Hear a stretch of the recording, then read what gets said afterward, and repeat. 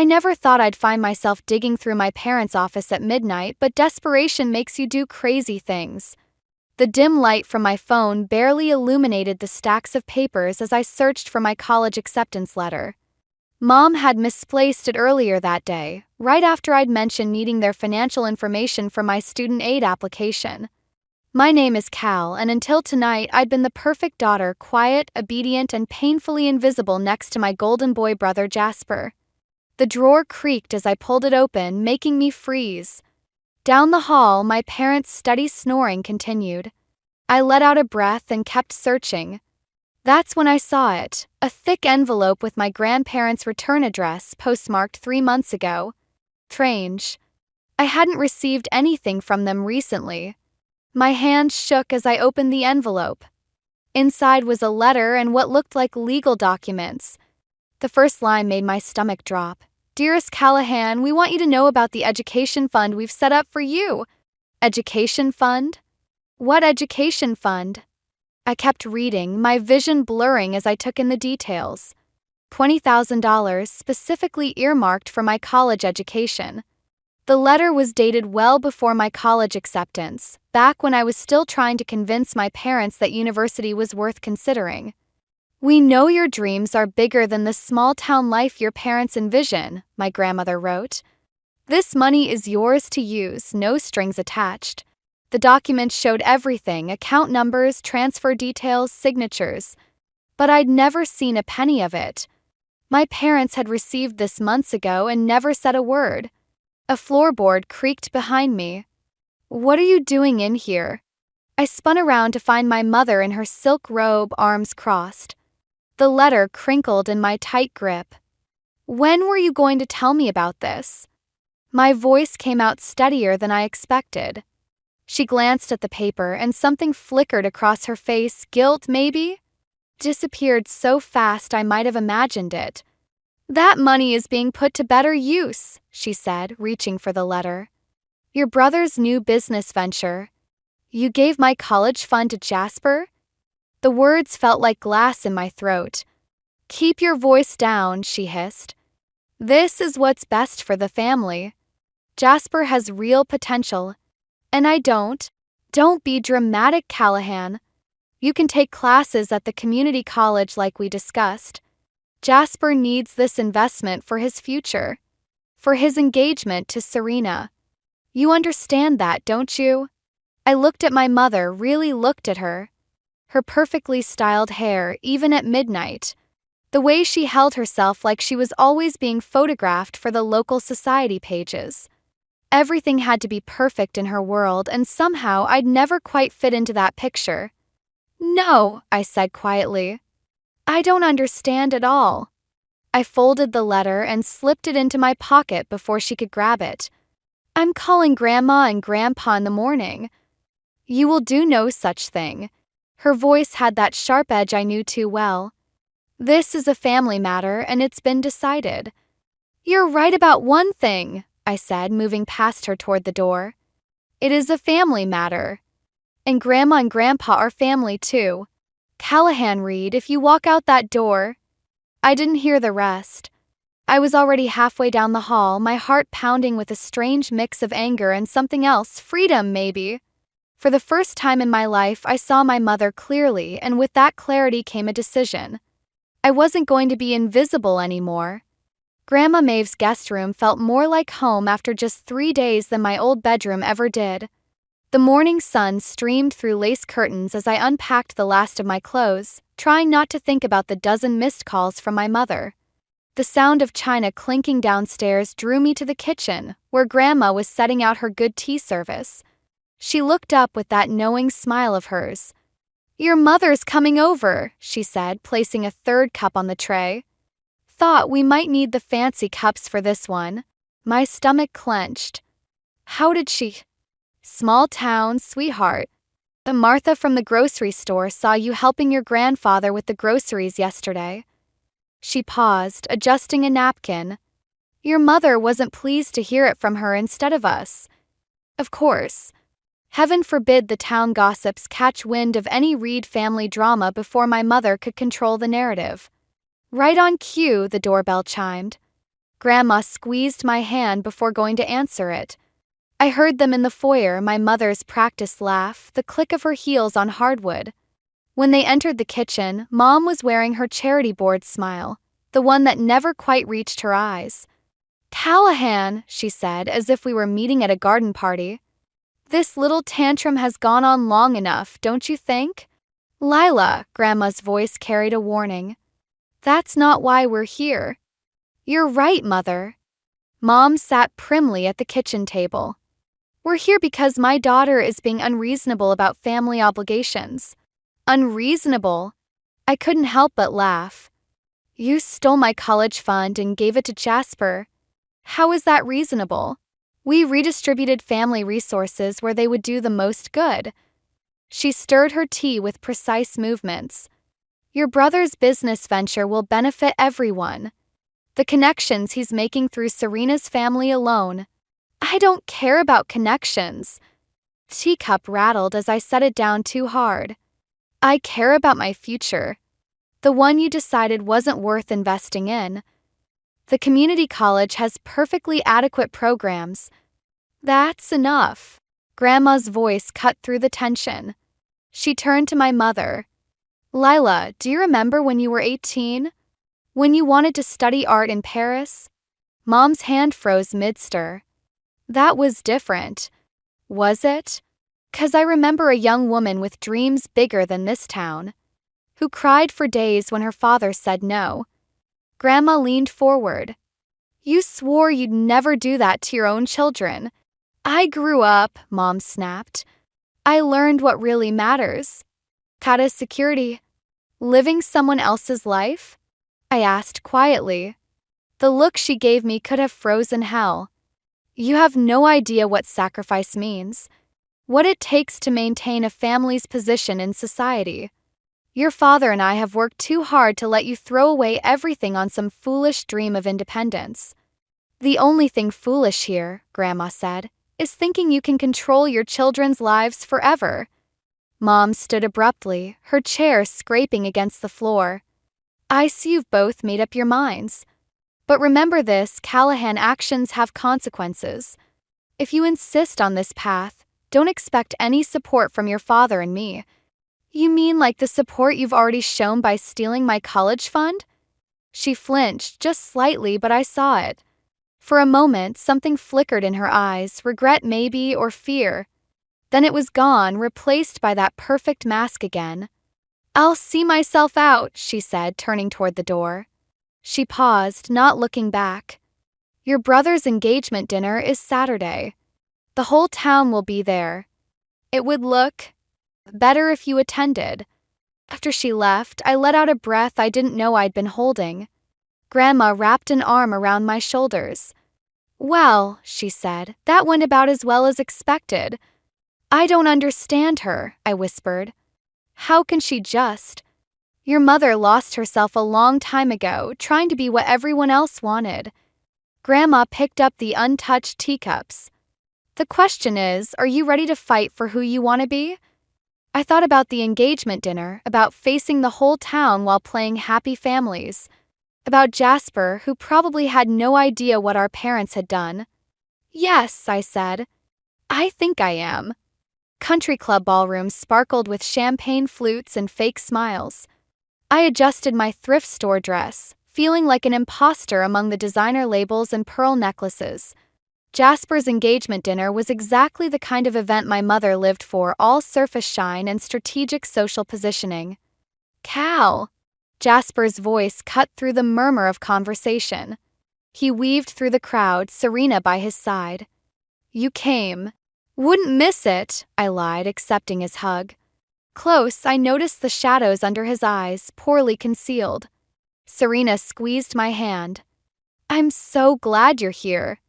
Jasper's been worried sick since he left home." Before I could respond, Mom materialized beside us, perfect smile firmly in place. "Darling, the Walshes want to discuss the wedding venue." "And Callahan," her voice cooled several degrees, "your father needs a word." Dad waited by the bar, nursing what I knew wouldn't be his first scotch of the evening. His shoulders were tight under his expensive suit. The prodigal daughter returns, he said, not looking at me. Dad, your mother tells me you're being difficult about the wedding arrangements. I blinked. What arrangements? Don't play dumb, Callahan. The loan paperwork needs your signature. The Walshes are contributing significantly, but we need to match their investment to maintain appearances. What loan paperwork? He finally turned to me, irritation clear in his expression. The papers we discussed last week about using your trust fund as collateral. Your mother said she explained everything. The room tilted slightly. My trust fund? The one Grandma and Grandpa set up for my education? The one you and Mom already gave to Jasper? Dad's face reddened. Keep your voice down. This isn't the place. When is the place? My voice shook. When you forged my signature. When you've stolen even more of my future. Everything we do is for this family's future, he hissed. Your brother's marriage to Serena will secure our position. Your position, I corrected. Not mine. Never mine. A sharp laugh escaped me, drawing curious glances from nearby guests. You know what's funny? I came tonight hoping there was still something worth saving. But you're still trying to take what little I have left. You're being melodramatic. Is everything all right? Jasper appeared beside us, frowning. Perfect timing, I said, turning to my brother. Did you know about my trust fund? The one funding your new business? Jasper's confusion seemed genuine. What trust fund? The education fund from Grandma and Grandpa. Mom and Dad redirected it to your business venture months ago. And now they want me to take out a loan for your wedding.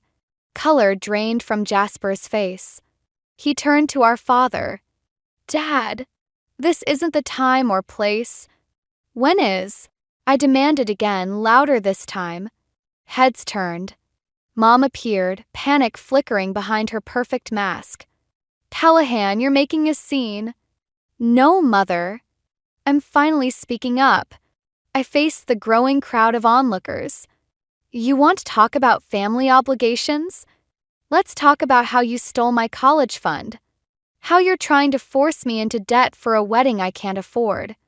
How everything in this family revolves around keeping up appearances while you tear us apart from the inside. That's enough. Dad grabbed my arm. Jasper stepped between us. Let her go. The room fell silent. Mom's carefully constructed world cracked visibly as whispers started. I'm done, I said quietly, pulling free. Done being the family's sacrifice. Done watching you destroy everything real in the name of appearances. I turned to Jasper. I'm sorry. I love you, but I can't watch this anymore. As I walked out, I heard Serena's voice behind me. Jasper, did you know about this? And then my brother's response, soft but clear. No. But I'm going to find out. Sighed in the cool night air, my hands shook as I texted Grandma to pick me up. The facade had finally cracked, and through that crack I caught a glimpse of something I hadn't expected, not just anger or revenge, but the possibility of truth setting us all free, even if it had to break us first. The email from Sterling and Associates lit up my phone screen at 3 a.m. I'd been obsessively checking since submitting my internship application last week, but now that the moment had arrived, my finger hovered uncertainly over the notification. Grandpa Arthur found me on the back porch an hour later, still staring at my unopened email. Can't sleep? He settled into the chair beside me, offering a steaming mug of cocoa. They offered me the internship, I said quietly. His face broke into a proud smile. That's wonderful news. It's in New York. Ah. He understood immediately. New York meant leaving everything behind, the town, the drama, the constant weight of family expectations. It meant really choosing myself for the first time. My phone buzzed. Jasper's name flashed on the screen. You should answer it, Grandpa said, squeezing my shoulder as he stood. Some bridges are worth keeping, even if others need to burn. I waited until he was inside before accepting the call. Hey, stranger, Jasper's voice was soft, careful. Got a minute? Sure. I've been doing some digging since the engagement dinner. He paused. There's more, Cal. More than just your trust fund. My stomach clenched. What do you mean? Mom and Dad. They've been using Grandma and Grandpa's money for years. Country club memberships, their social circle, my private school tuition, it all came from the Sterling Family Trust. They've been living on credit and appearances. Cocoa turned bitter in my mouth. How did you find out? Serena's father is a financial advisor. He's been helping me understand the business venture Dad wants me to take over. His voice cracked slightly. It's all smoke and mirrors, Cal. They're drowning in debt, and they're trying to use my marriage to Serena to save themselves. Pieces clicked into place, Mom's obsession with status, Dad's drinking, their desperate need to control everything and everyone around them. Does Serena know? Yes. He sounded tired. She's been amazing, actually. Wants me to walk away from all of it, start fresh. Are you going to? A long pause. I don't know. But there's something else you should know. Mom's planning to contest Grandma and Grandpa's trust. She's claiming they're mentally unfit to manage their own finances. The world tilted sideways. She can't do that. She's already filed the paperwork. That's why I'm calling. You need to warn them. My free hand clenched into a fist. When? The hearing's next week. Cal, I'm so sorry. I should have seen what they were doing sooner. The unopened email seemed to pulse on my screen. New York suddenly felt like both an escape and an abandonment. What are you going to do? I asked. I don't know, he repeated. But whatever happens, I want you to know I'm on your side this time. Really on your side. After we hung up, I finally opened the email. The internship offer was everything I dreamed of: prestigious firm, excellent pay, potential for permanent position after graduation. My ticket out. But Grandma and Grandpa's faces flashed in my mind. They'd taken me in, supported my dreams, given me back my sense of worth. And now my mother was trying to destroy them too. My fingers moved across the screen, typing out a response to Sterling and Associates. Thank you for the incredible opportunity. I need to request a delayed start date of 3 weeks. The sun was rising when Grandma found me still on the porch. One look at my face and she knew something was wrong. What is it, sweetheart? We need to talk, I said, standing up. All of us. And then we need to call a lawyer. She studied me for a long moment, then nodded. I'll put on some coffee. This sounds like a conversation that needs caffeine. As she turned to go inside, I caught her arm. Grandma, thank you. For everything. She smiled, but her eyes were sad. Family protects family, dear. The real kind of family, not the kind that just looks good in photographs. I looked down at my phone one last time, at the acceptance email in Jasper's text thread.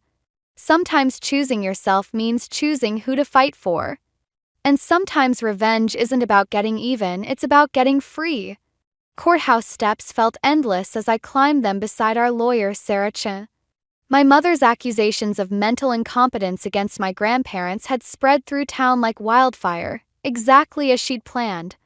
Now everyone was choosing sides. Remember, Sarah said, adjusting her briefcase, let me do the talking. Your mother's lawyer will try to provoke an emotional response. Inside, Mom sat with her perfectly styled hair and designer suit, looking more like she was attending a charity luncheon than trying to destroy her own parents. Dad slouched beside her, already showing signs of a hangover. Grandma and Grandpa walked in with quiet dignity, holding hands. The sight of them made my throat tight. All rise, the bailiff called. The hearing started with Mom's lawyer painting a picture of elderly confusion and financial mismanagement. He presented bank statements showing large withdrawals my college fund, conveniently omitting that my parents had redirected it to Jasper's business. Then came the character assassination. We have multiple witnesses, Mom's lawyer declared. who can testify to Callahan Reed's manipulation of her grandparents, taking advantage of their declining faculties for her own financial gain. My hands clenched under the table. Sarah touched my arm in warning. Furthermore, he continued, Mrs. Reed has evidence that her daughter has a history of emotional instability and poor decision-making. A manila envelope appeared. Inside were printouts of private text messages between Jasper and me discussing our parents' financial schemes. Messages I thought were secure. Mom's face remained perfectly composed, but I caught the slight upturn of her lips. She'd been monitoring our phones all along. The judge reviewed the documents while my stomach churned. Then he asked the question that changed everything. Where is Jasper Reed? These messages indicate he has relevant testimony. My son is unavailable, Your Honor, Mom said smoothly. He's focused on his upcoming wedding and new business venture. Courthouse doors opened. Actually, Jasper's voice rang out, I'm right here. He walked in with Serena beside him, both in professional attire. Mom's mask cracked for the first time as her golden child approached the bench.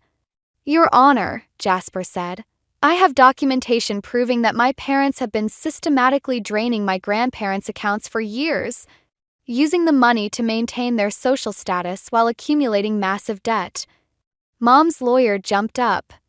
Objection. This is irrelevant to the competency hearing. I'll allow it, the judge said, studying the new papers Jasper presented. I watched my mother's face as her carefully constructed world began to crumble. Her eyes darted between Jasper and me, calculating, searching for control. Jasper, she said, her voice honey-sweet. Sweetheart, you don't understand the complexity. I understand perfectly, he cut her off. I understand how you manipulated all of us. How you're trying to declare your own parents incompetent to cover up your financial fraud. How you monitored our phones and used our private conversations against us. The judge cleared his throat. Mrs. Reed, these allegations are serious. If verified, they could result in criminal charges. Mom stood abruptly. This is ridiculous. Everything I've done has been for this family. To maintain our position, our respect. No, I said, finally finding my voice. It was for your position, your respect, and you were willing to destroy everyone else to keep it. She turned to me, eyes blazing. You ungrateful little. That's enough, the judge interrupted. Based on the evidence presented, I'm dismissing the competency petition. Furthermore, I'm ordering a full investigation into the financial allegations. Mrs. Reed, Mr. Reed, I suggest you retain criminal defense counsel. As security approached my parents, Mom's perfect mask shattered completely. You'll regret this, she hissed at me. Both of you will regret choosing them over family. No, Mother, Jasper said quietly. We're choosing real family over appearances. There's a difference. Standing between my brother and my grandparents, I watched my parents being led to separate police cars. The victory felt hollow, tasting more like ashes than justice. You okay? Jasper asked. I looked at my phone, at the delayed internship acceptance, still waiting for a final answer.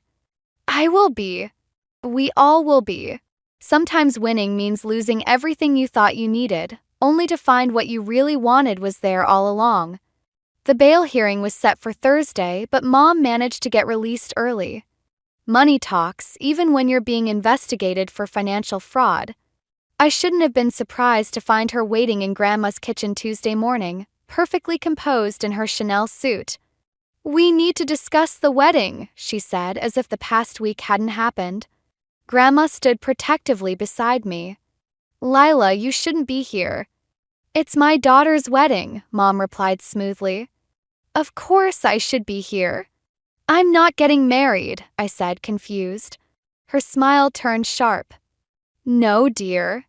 Jasper's wedding. Though I suppose you wouldn't know the details since you've been so preoccupied with destroying our family. She pulled out a thick folder and placed it on the kitchen table.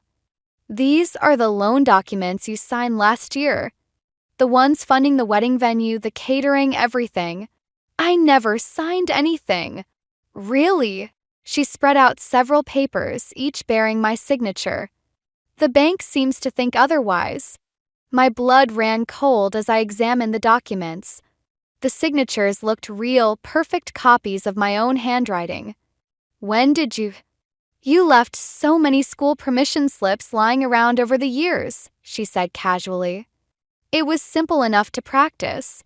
Grandma reached for the phone. I'm calling Sarah. Go ahead, Mom said. But consider this, a fraud investigation will delay the wedding. Serena's family will withdraw their support. Jasper will lose everything he's worked for. Is that what you want, Callahan? To destroy your brother's happiness too? My hands shook as I looked at the loan amounts. Hundreds of thousands of dollars, all in my name. You're bluffing, I said, but my voice wavered. Am I? She stood, straightening her jacket. The Walsh family values reputation above all. One hint of scandal and they'll pull Serena out faster than you can say family shame. Just ask your father, he's already drinking himself to sleep over what you've done to us. What I've done? The words caught in my throat. You're the one who what? Protected this family? Maintained our position? Everything I did was for you children, and this is how you repay me. Her voice cracked, showing real emotion for the first time. You have until tomorrow to withdraw the fraud allegations. Otherwise, I submit these documents to the bank. After she left, I sank into a kitchen chair, the weight of her threat crushing my chest. We'll fight this, Grandma said firmly. Sarah will know what to do. My phone buzzed, a text from Jasper. Just heard from Mom. Is it true about the loans? Another buzz. Serena's parents are asking questions. They're talking about postponing everything. A third, Cal, please. I can't lose this too. I stared at the loan documents, at my forged signature repeated over and over. Mom had planned this perfectly, my word against hers, with Jasper's happiness as collateral damage. Cal. Grandma touched my shoulder. What are you thinking? I'm thinking about Jasper, I said quietly. About how he stood up for me in court. About how he's finally happy with Serena. This isn't your responsibility, isn't it? I looked up at her, feeling the weight of every decision that had led to this moment. Mom's right about one thing, the Walshes will run at the first sign of scandal. Jasper will lose Serena, his future, everything. And what about your future? Grandma demanded. Your internship? Your dreams? I touched the loan papers, tracing my forged signature. Maybe some dreams cost too much. My phone buzzed again, the internship coordinator asking for my final decision. Cursor blinked at me, waiting for a response that would either save my brother's happiness or preserve my own future. Sometimes the hardest choices aren't between right and wrong, but between two different kinds of sacrifice. And sometimes revenge isn't worth the collateral damage it leaves behind. I picked up my phone and started typing, knowing that whatever I decided, something irreplaceable would be lost. The church bells were already ringing when I pulled into the parking lot. Guests in designer suits and summer dresses filed through the heavy wooden doors while I sat in my car, staring at the manila envelope on the passenger seat. Inside was every piece of evidence Sarah had gathered, years of forged signatures, fraudulent accounts, and financial manipulation. Everything needed to bring my mother down once and for all, and destroy Jasper's wedding in the process. I grabbed the envelope and headed for the church's side entrance. The bridal suite door was ajar, voices drifting out. Can't reach the bank until Monday, Mom was saying. Everything's arranged, Jasper. Just trust me. Like I trusted you about Cal's college fund? I froze outside the door. Your sister made her choices, Mom replied smoothly. But today is about you and Serena. Don't let Cal's drama ruin this too. Drama? Jasper's voice cracked. You forged her signature, Mom. Put her in debt for my wedding without even telling me. I did what was necessary. No. Serena's voice now, sharp and clear. You did what was easy. Using Cal to fix your mistakes was easy. Lying to everyone was easy. I pushed the door open. Mom stood in her mother of the groom dress, perfect as always, while Jasper and Serena faced her in their wedding attire. Cal. Mom's smile didn't reach her eyes. I thought we had an understanding about today. We do. I held up the envelope. I'm here to make things right. By destroying your brother's wedding? How selfless of you. Actually, I turned to Jasper. I'm here to save it. I pulled out the bank documents, the real ones showing Mom's years of fraud. These prove everything. The forged signatures, the stolen money, all of it. Mom's mask cracked slightly. Callahan, think about what you're doing. I have. I handed the papers to Jasper. But there's something else you should see first. I produced a second document, my withdrawal from the fraud investigation, already signed and dated. What is this? Jasper asked. My surrender. I met Mom's startled gaze. You win, Mother. The investigation ends today. The loans stay in my name. Your reputation stays intact. Cal, no, Serena stepped forward. You can't. I can. And I will. I turned back to Mom. But here's what happens next. You're going to sign over your share of Grandma and Grandpa's trust to me. All of it. And you're going to leave them and me alone. Mom's laugh was brittle. Or what? Or these papers go to the police anyway. Maybe not today, maybe not this week, but someday. When you least expect it. You'll spend the rest of your life wondering when everything will fall apart. You wouldn't I? You taught me well, Mother. About leverage. About control. About using people's fears against them. The silence stretched between us, heavy with years of manipulation and hurt. Finally, Mom reached for her designer purse, pulled out a pen. You've become quite calculating, Callahan. I learned from the best. She signed the trust transfer with her perfect signature, her real one this time.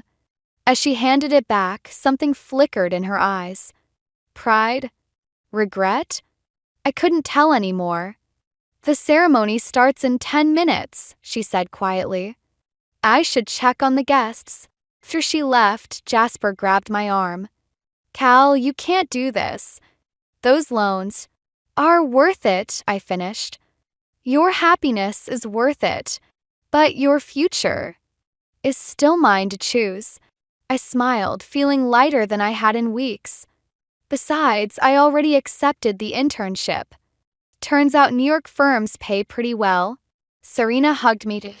You're something else, Cal Reed. Speaking of which, I pulled away, straightening Jasper's bow tie.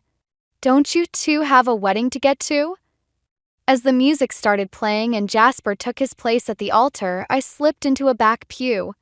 Mom sat in the front row, perfect posture, perfect smile, perfectly alone.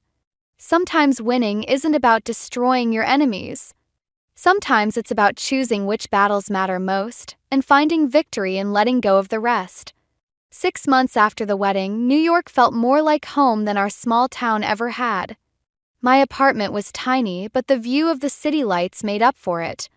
I was reviewing case files for tomorrow's meeting when my phone buzzed with Jasper's FaceTime call. Aunt Cal. Serena's voice came through first, followed by the image of her holding up a sonogram.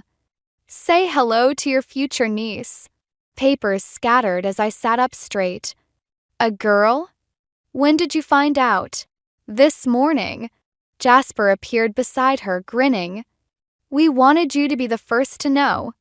Have you told Mom and Dad? His smile faded slightly. No. And we're not going to, not yet. Dad's still in rehab and Mom, well, you know Mom. I did know. The last I'd heard, she was living in a smaller house across town, still attending charity functions but no longer running them. Queen had lost her crown, but she was hanging on to what remained of her kingdom.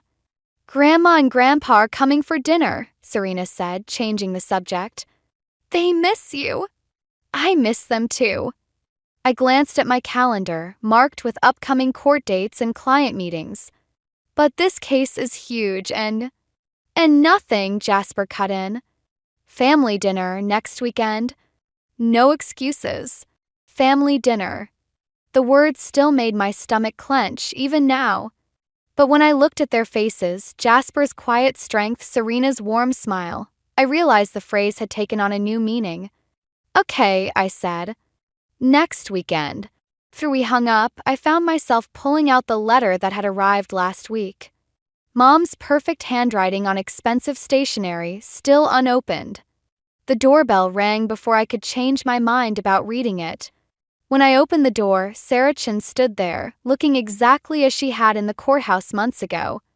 Your mother's contesting the trust transfer, she said without preamble. She can't. The paperwork was filed incorrectly.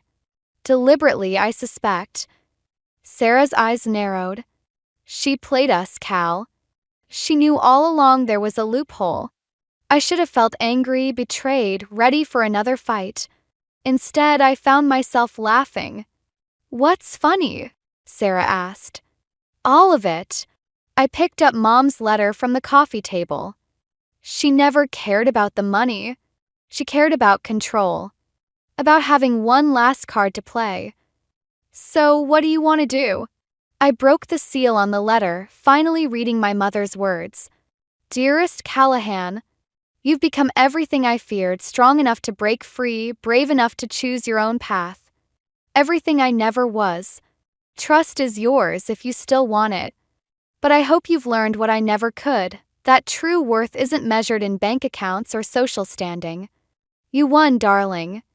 Not because you beat me, but because you chose to walk away. Mom. I handed the letter to Sarah. File a countermotion. Not to keep the trust, but to split it, half to Jasper's baby, half to a scholarship fund for local students. Are you sure? After everything she did. I'm sure. I looked out at the city lights, thinking of Jasper's daughter, of choices and consequences, of the difference between revenge and redemption. Some victories aren't about winning or losing. They're about choosing who you want to become. Later that night, I sent 2 texts. To Jasper, your daughter's trust fund is taken care of. Tell her Aunt Cal says welcome to the family. And after a long pause, to Mom, thank you for the letter. Coffee next weekend? Sometimes the hardest battles aren't fought with lawyers or evidence, but with the choice to break cycles instead of people. And sometimes the best revenge is simply living well on your own terms with the family you choose along the way.